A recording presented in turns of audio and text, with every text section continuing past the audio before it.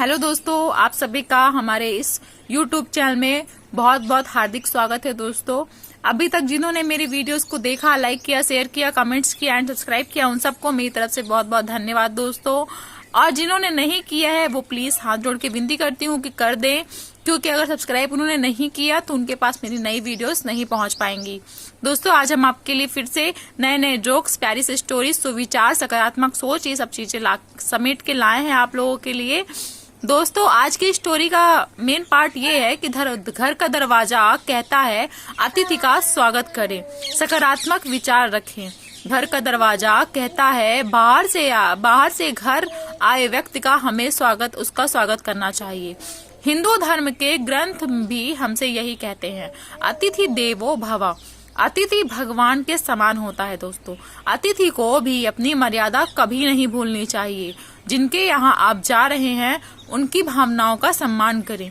घड़ी हमसे कहती है जो समय हमारा बीत रहा है उसके महत्व को समझो। समय का हमेशा सदुपयोग करो, उसका दुरुपयोग मत करो। जो समय निकल जाएगा वह कभी वापस नहीं आएगा। हमारे घर की जो खिड़कियां होती हैं वह कहती हैं आने वाली परेशानियों को पहले ही जानने की कोशिश करो, उसके मुताबिक कार्य करो।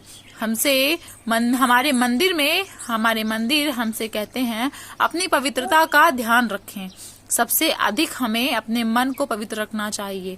हमारे घर की जो छत है वह कहती है हमारे विचार उच्च रखने चाहिए। उच्च विचार वो होते हैं जिनसे सकारात्मक सोच आए।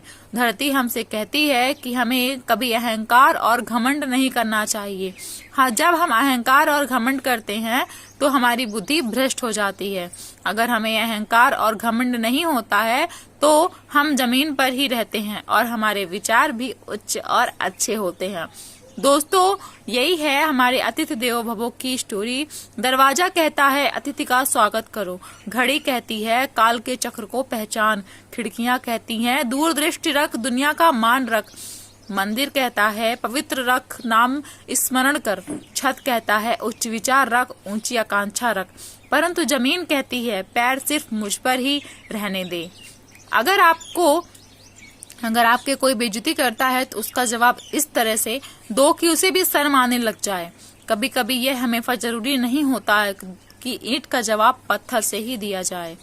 बेइज्जती का जवाब इतने इज्जत के साथ दो कि सामने वाला भी शर्मिंदा हो जाए। दोस्तों, जो जिंदगी आपको मिली है आप उसमें अपनी पूरी ताकत लगा दें जिससे आप आत्मनिर्भर हो सकें। लड़का हो या लड़की, दोनों को अपनी जिंदगी में आत्मनिर्भर होने का पूरी कोशिश करना चाहिए। जब तक कोशिश करते रहें जब तक आप कामयाब ना हो जाएं। भगवान ने जो आपको जीवन दिया है उसको आपको किस तरह से जीना है यह आपको खुद तय करना है और दूसरे लोगों को यह तय न करने दे कि आपको कैसे जीना है। ओके गाइस, जिंदगी जुआ है, विवाह एक दाव है। अच्छा साथी मिला तो ठीक, नहीं तो जिंदगी बर्बाद। नसीहत है लड़का हो या लड़की पढ़ लिख कर स्वावलंबी बने, कोई किसी पर आश्रित ना रहे। दोस्तों, तभी जीवन बहुत अच्छे से और अच्छी तरह से जी सकता है इंसान। आज के दौर में अगर जेब में छेद हो जाए तो सिक्के से पहले सगे गिर जाते हैं। क्या मैं कुछ गलत बोल रही हूँ? आज के टाइम का मैं कुछ स्टोरी बताऊंगी। आज का वक्त ऐसा चल रहा है दोस्तों, अगर आप थोड़े से भी गिर जाएं तो सगे संबंधी भी साथ छोड़ देते हैं। वे स्वार्थी लोग यह भूल जाते हैं दुख और सुख तो हम सबके जीवन में आता रहता है।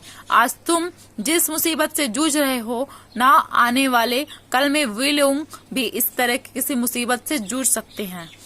दोस्तों, अगर मेरी ये वीडियोस अच्छी लगी, कैसी लगी हमें कमेंट्स बॉक्स में बताएं और इस वीडियो को हमारे लाइक शेयर करना ना भूलें। अगर आपको सकारात्मक विचार पढ़ना पसंद है, ये सुनना पसंद है तो हमारे पीला बटन को जरूर दबाइएगा और हमें फॉलो करिएगा। मैं आपके लिए ऐसे ही सकारात्मक सोच लाती रहूंगी और प्यारी प्यारी स्टोरीज एंड जोक्स भी लाती रहूंगी। दोस्तों, एक और प्यारी सी स्टोरी है, पति और पत्नी की है, लाइफ की स्टोरी। सुनना पसंद करेंगे जरूर सुनिएगा दोस्तों। अच्छी लगे तो लाइक शेयर करिए, कमेंट्स करिएगा, सब्सक्राइब जरूर करिएगा। पत्नी हर हाल में अपनी पति और पूरे परिवार का भला करती है। जब मैं रात को घर पहुंचा तो मेरी पत्नी ने खाना लगाया। मैंने उसका हाथ अपने हाथों में लिया और कहा, मुझे तुमसे कुछ जरूरी बात करना है। वह शांत बैठकर खाना खा रही थी। उसकी आंखों में कुछ दर्द सा साफ नजर आ रहा था। मुझे नहीं पता उससे कैसे कहूं, मगर मुझे उसे बताना ही था। मैंने बड़ी शांति से कहा, मुझे तलाक चाहिए। लगा जैसे उसे मेरे शब्दों से कुछ फर्क नहीं पड़ा, बल्कि उसने मुझसे पूछा, क्यों तलाक चाहिए? मैंने उसके सवाल को अनसुना किया तो उसे गुस्सा आ गया। उसने चम्मच उठाकर फेंक दिया और जोर से चिल्लाई, तुम इंसान नहीं हो।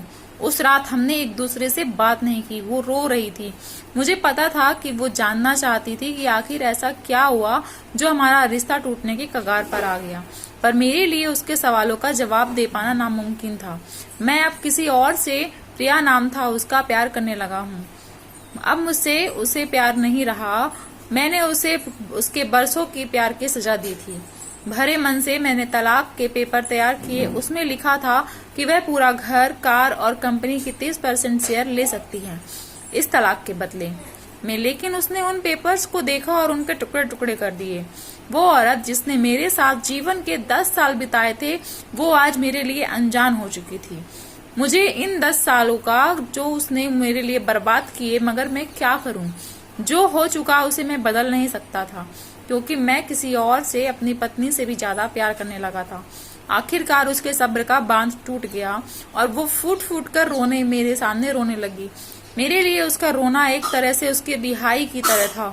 तलाक की ये बात जो कई दिनों से मुझे परेशान कर रही थी, अब बिल्कुल साफ हो चुकी थी। अगले दिन मैं घर काफी लेट आया। मैंने देखा कि वो टेबल पर बैठकर कुछ लिख रही थी। मैंने शाम का खाना नहीं खाया था, लेकिन फिर भी मैं सीधे ऊपर जाकर अपने कमरे में सो गया, क्योंकि पूरा दिन प्रिया के साथ रहने और कई जगह घूमने में के बाद में थक गया था।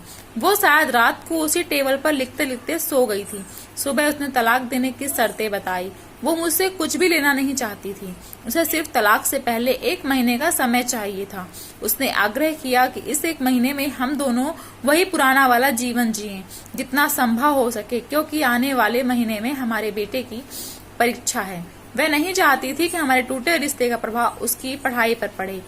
मुझे भी यह ठीक लगा, मगर वो कुछ और भी चाहती थी। जैसे शादी के दिन मैं उसे उठाकर अपने शयन कक्ष तक ले गया था, उसी तरह हर रोज 1 महीने तक मैं उसे शयन कक्ष से उठाकर मुख्य द्वार तक ले जाऊं। मुझे लगा यह पागलपन है, मगर इन आखिरी दिनों को थोड़ा अच्छा बनाने के लिए मैंने उसकी यह शर्त स्वीकार कर ली।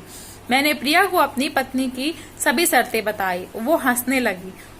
उसे लगा मेरी पत्नी कितने भी तरीके अपना ले, तलाक होना तो तय है।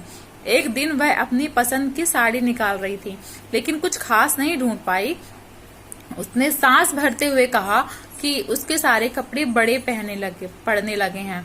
तब मुझे पता चला कि वह काफी दुबली हो गई है और इसलिए मैं उसे आसानी से उठा पा रहा था। मेरे दिल को एक झटका सा लगा। उसने अपने दिल में काफी सारा दर्द छुपा रखा था। पता नहीं कैसे मैं आगे बढ़ा और उसके सिर को छू कर देखा। अचानक हमारा बेटा आया और बोला कि पापा, ये तो मम्मा को उठाकर बाहर ले जाने का समय हो गया है। उसके लिए अपने पापा द्वारा मम्मा को इस तरह उठा कर ले जाते हुए देखना जीवन का अभिन्न हिस्सा बन गया था। मेरी बीवी ने हमारे बच्चे को बुलाया और जोर से उसे गले लगा लिया। मैंने अपना चेहरा दूसरी तरफ कर लिया। मुझे लगा कहीं मैं अपना निर्णय न बदल लूं। मैंने अपनी पत्नी को रोज की तरह उठाया और बेडरूम से सीटिंग रूम होते हुए हॉल तक लाया। उसने प्यार से अपने दोनों हाथ मेरी गर्दन के आसपास रख दिए। मैंने उसे जोर से पकड़ रखा था, बिल्कुल हमारे सुहागरात की तरह, मगर उसका इतना कम वजन मुझे परेशान कर रहा था। महीने के आखिरी दिन जब मैंने उसे उठाया तो मेरे लिए एक कदम भी चल पाना मुश्किल हो रहा था।